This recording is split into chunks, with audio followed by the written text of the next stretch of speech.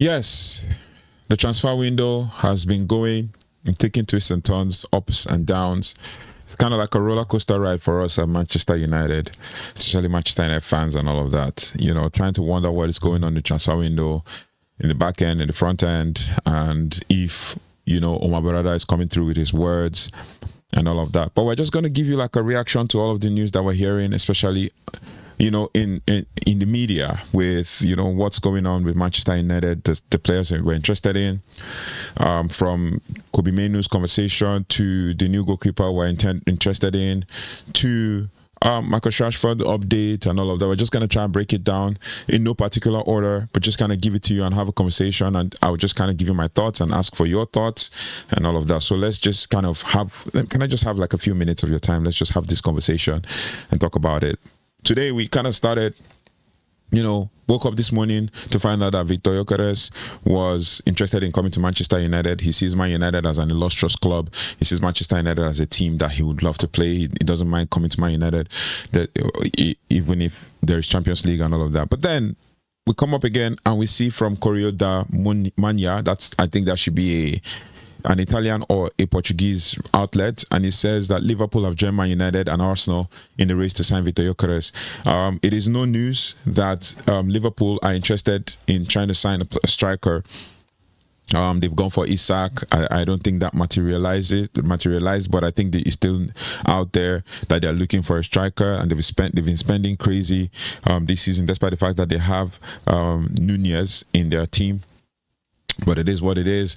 But it says that Liverpool have joined Man United and Arsenal in the race to sign Viktor Gyökeres. And then Fabrizio Romano also said that basically Viktor Gyökeres never rejected Man United. He said that he told Man United that his priority would be Arsenal. So let's follow the situation. And I'm like, well, what do I think?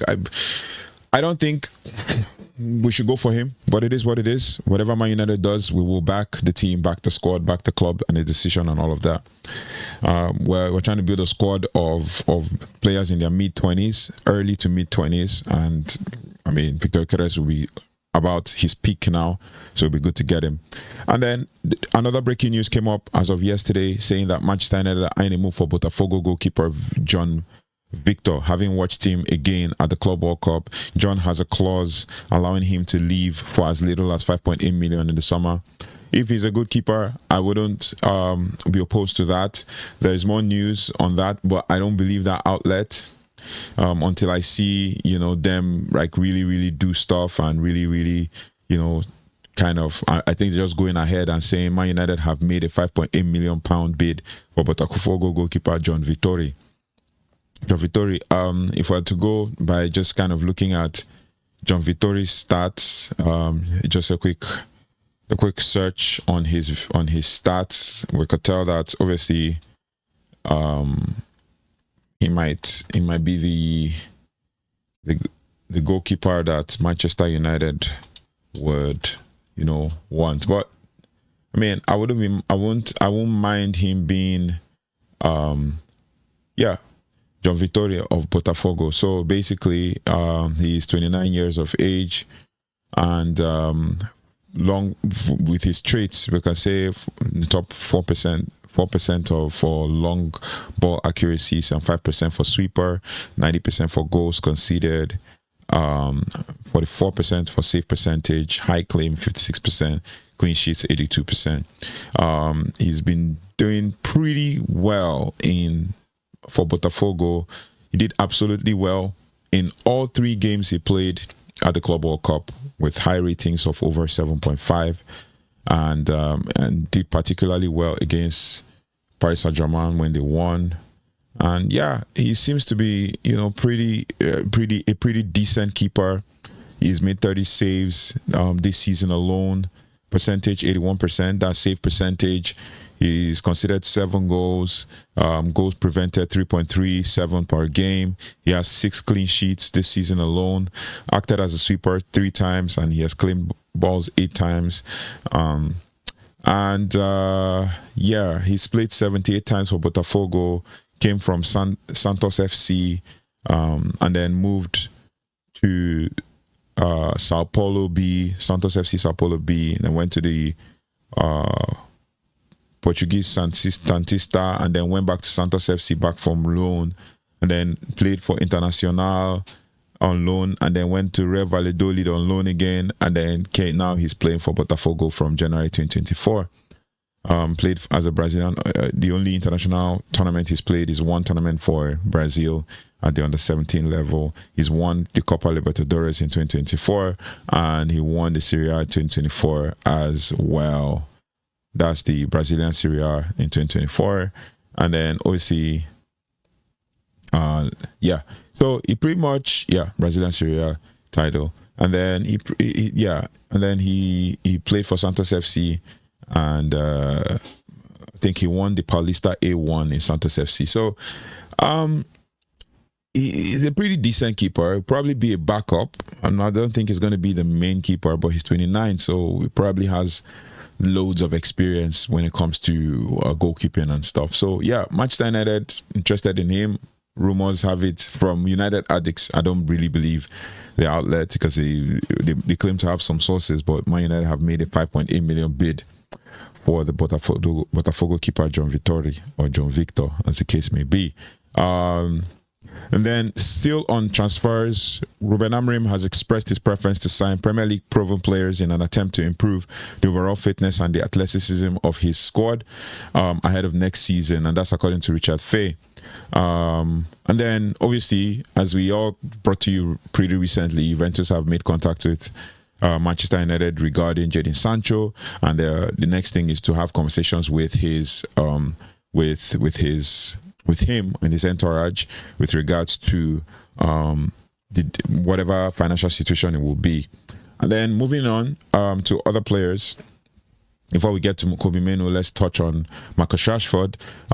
Obviously, according to Rob Dawson in ESPN, Barcelona have asked for details on Rashford's situation, but have indicated their preference would be for a loan, which would require Man United to pay a portion of the wages. That is a problem because I don't think Matheus Rashford's wages is astronomical compared to the kind of wages that that Barcelona offer players. But I think that when it comes to Manchester United, they start talking about loans and wages and how and all of that. But it is what it is. Still on the Vittori situation, Manchester United, according to Sports Pete, Manchester United eyeing a move for Botafogo goalkeeper John Victor. United have been watching the 29-year-old who can be signed for 5.8 million this summer at the Club World Cup and all that. Then back to Matheus Rashford. Barcelona have inquired of Matheus Rashford's situation and indicated preference for a loan. You know, it's all, you know, popping up and all of that. A few things going right here and there and all of that. But what do you guys think about this whole Matheus Rashford situation? You know, what do you guys think? Manchester United need to let go of him, and they said they'll prefer a loan, but I don't know. I feel like he needs a new environment. He needs a new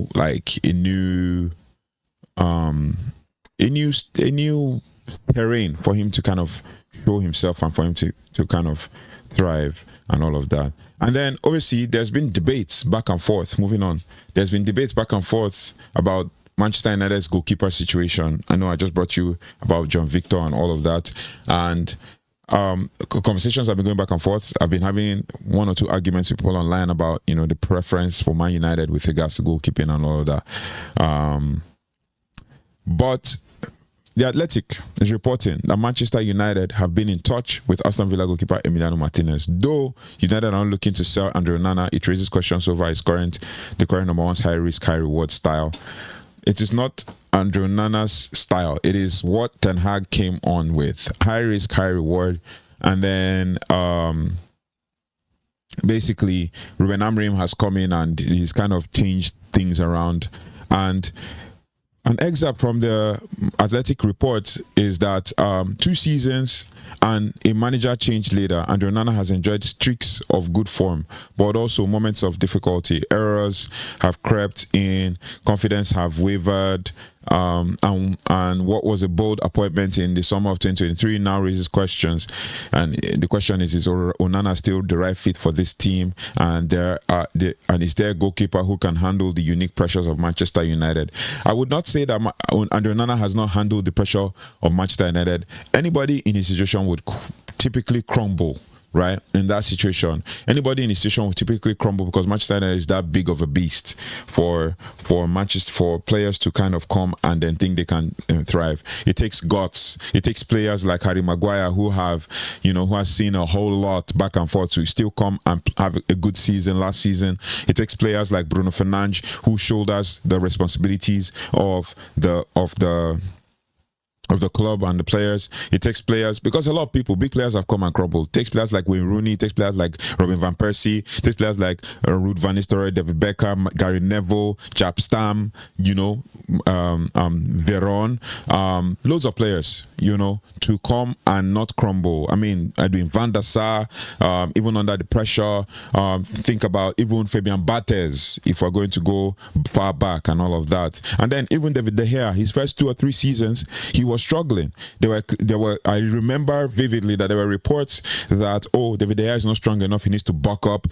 He does not come out to clean balls in the air and all of that. Then he's prone to one mistake or another. We just signed a really young 20-something-year-old goalkeeper from Atletico Madrid, but look at it. He had a stellar year, stellar couple of seasons at Man United, becoming the best player and all of that. But it is what it is.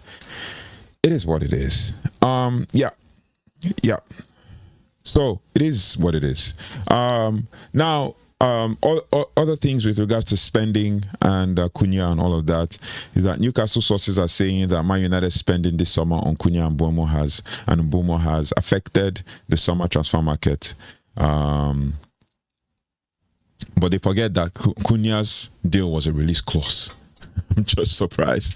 Cunha's deal was a release clause, but it is what it is. We're just going to keep moving. Well, with regards to Brentford and Bryan Mbuemo, Brentford have used United's transfer of Matheus Cunha as a benchmark for their £65 million valuation of Bryan Mbuemo, according to Rich Fay, who have made it clear that is not for sale, that Brentford is not for sale unless a bulk of the fee is paid up front. Yeah, Man United can work that deal out. According to Laurie Whitwell as well, he says that he thinks that ultimately Mbeumo will become a Man United player. £65 million seems like a number that was being spoken about, but there's people connected to Spurs that are denying a bid has gone in basically in regards to Bryan Mbuemo and all of that. So yeah, it is what it is. There's a whole lot going on back and forth. And then obviously with regards to another goalkeeper, Diogo Costa, Man United have received a boost with regards to Diogo Costa. It is stated that Man United are interested in signing him, and there's been conversations back and forth, and that Ruben Amorim has had conversations with him, and there is a chance that Man United will go for him. It's a pretty decent goalkeeper, pretty young goalkeeper that can actually, has the experience, and he's played for Portugal, and just looking at some of his stats, we could tell that he's done really well for FC Porto. I remember that Man United have been linked with him a couple of times, for a couple of years. I mean, I'm talking about he's still in that same bracket of the kind of players Man United want to sign, like early to mid 25s, mid 20s player. He's a 25-year-old Portuguese international, currently injured, but muscle injury since 9th of June. Basically, his stats compared to other keepers: 12% long balls, 60% sweeper, 85% goals conceded, and basically 1% save percentage, and top 1% high, 20% high claim, and clean sheet top 85% and all of that. So it is what it is. He had 16 clean sheets last season in Portuguese league. 27 goals conceded last season, at least way better than Andre Onana, who conceded 40 something. And then he saved 2 of 7 penalties. He played 32 matches, 80 minutes played in total. His record for discipline is clean. He had an over in the last 4 games. He's played over 7.5, except for when he played against Spain in that 2-2 where he played 120 minutes. His last game for Porto, and it is what it is. With regards to other stats, he had basically 59 saves in total last season and all of that. Save percentage 68.6%. Goals conceded 27, as I said. Goals prevented 2.27 per match. 16 clean sheets, 7 penalties faced. Penalty goals conceded 5, so he saved 2. Penalty saves 2. Acted as a sweeper 20 times. He claimed high claims 19. Pass accuracy has 81.6. Accurate long balls, he has 183. Long ball accuracy 48.8%. So pretty decent goalkeeper. Played 106 times for FC Porto. He's played for Porto for the most part of his career, and he's played for the most part of his. Featured in at all levels for Portugal. But it is what it is. For Portugal, he's played 36 times now at the national team level. So he's done well. And we recently won a trophy for Portugal in the Conference League. So it is what it is. I just feel like Man United needs to, make a decision and go for the one. But with what we're hearing, we have there's a boost. With regards to him and Man United being interested in him, and it will be great news for us as Man United fans to just see that this deal is coming through and we can actually, make a move and get this player and then sort out the goalkeeping department. Then we can now start thinking about what next with regards to if we can let go of one goalkeeper, because I feel like having 4 goalkeepers that are potentially supposed to be, whether we like it or not, Heaton can be a first-team goalkeeper in any club. He has a 1-year deal already extended, and then he basically, there's also the conversation with regards to other things with Andrew Nana and everybody having their issues. We need to, and Andrew Nana also be a first-team goalkeeper in another club, right? So might as well just deal with that and move on. And then the last one on our list is the Kobbie Mainoo situation. With Kobbie Mainoo, it is said that Manchester United boss Amorim had held positive talks with Kobbie Mainoo over his future since the end of the campaign, with it becoming clear that he's motivated to break into the forefront of his plans instead of looking for a move in the summer. And that's according to Give Me Sport. Manchester United are confident, furthermore, according to Give Me Sport, that Manchester United are confident that Kobbie Mainoo is determined to rediscover his best form at Old Trafford rather than seek a new challenge. Internal discussions suggest that the midfielder is eager to succeed in his current environment. And we've seen him training really hard. There's a video that, kind of was circulating in social media where Kobbie Mainoo and Paul Pogba, and who I'm very happy for, Paul Pogba and Lenny Yoro were training together pretty recently and all of that. But it is what it is. I'm happy for him. He's a young player that everybody loves at Man United, academy graduate, one player that everybody expects that would kind of, pull threes. He basically didn't do well in the second season because I guess he was fatigued and stressed, and plus the injury, the muscle injury and all of those things. He was out for a long time, came back, couldn't, meet up with the demands and all of that. So this end of season and preseason would be a deserved break for him to kind of, break from football totally, to kind of recover and rediscover his form and then get his athleticism back and all of that. So yeah, after speaking of the transfer strategy with before we go back to Kobbie Mainoo, speaking of transfer strategy with Ruben Amorim and Omar Berrada, after a deal for Cunha and Mbeumo, Man United will be in the market to try to sign a striker, a wing-back, midfielder, and a goalkeeper. Sales will be also an important factor in filling these gaps, obviously, as I brought to you in one other video recently.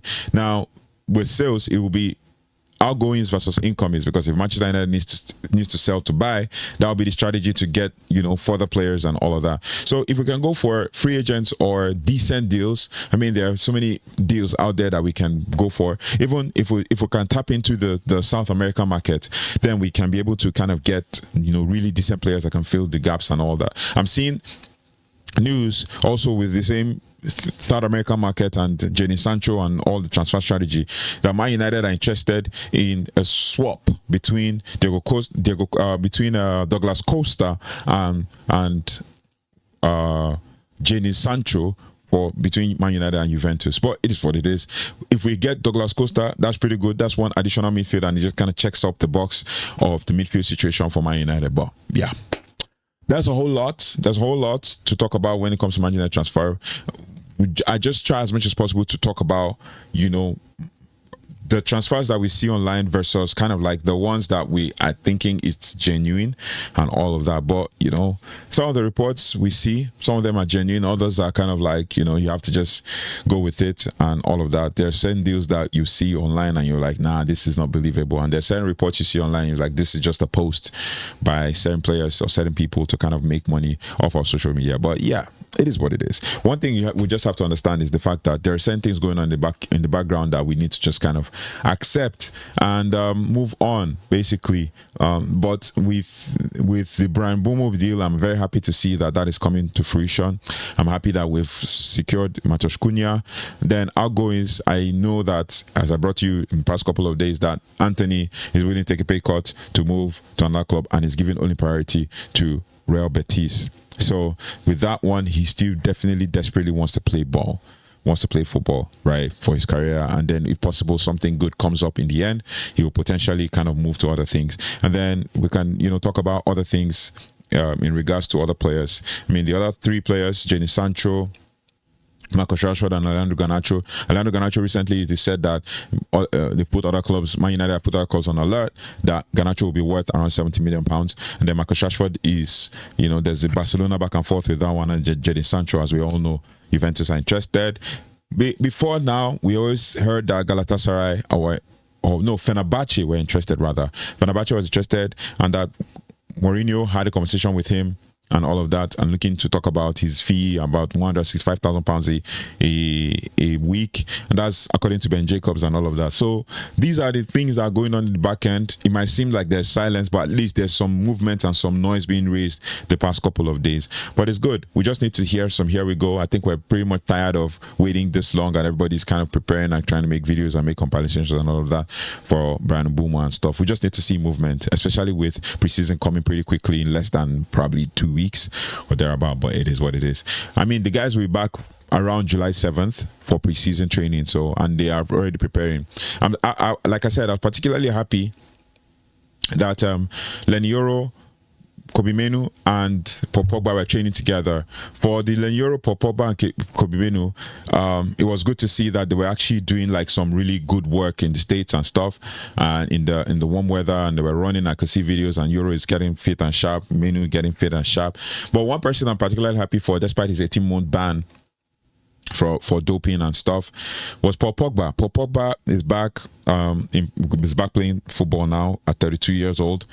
He's basically moving to AS Monaco. AS Monaco have kind of reached a deal to sign him, and he'll be playing in the French league. At least he's never played in French league before, so he'll probably be playing in French league next season. And like I said in one of my videos, I will follow AS Monaco to see, you know, to watch him play. I just love to watch Pogba. You know, yeah, everybody, Man United fans wanted him to come back, but I don't believe that. I believe that story has ended. He's had 2 spells at Man United, albeit merely successful, but it is what it is.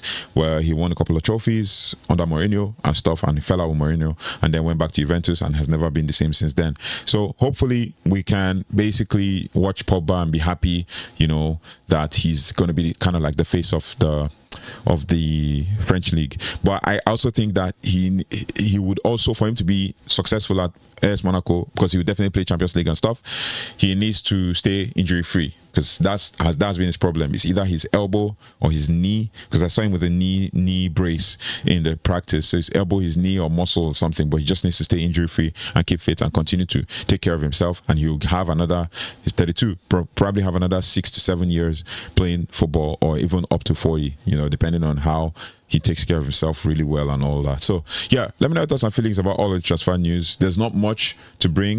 It's just that if we're to go deep into details, we might be giving you like fake stuff. I don't want to give fake stuff. Basically, I just want to give you like all of the real things. I mean, especially with Giving Sports still further reporting that Kobbie Mainoo is focused on regaining his top form, as I said earlier. So yeah, he's not leaving. And we all love Kobbie Mainoo, and we'll back him and we'll support him. Christian Eriksen gave his farewell a couple of days ago. So did Victor Lindelof. And I really love those players, especially Victor Lindelof. One of the good players of Man United I saw that put his head down and worked really hard, despite the fact that, he was being kind of, told off by Man United fans or not liked by Man United fans and all that. But yeah, it is what it is. Let me know your thoughts and feelings in the comment section, and I'll see you on the next one. Take care, goodbye, and God bless.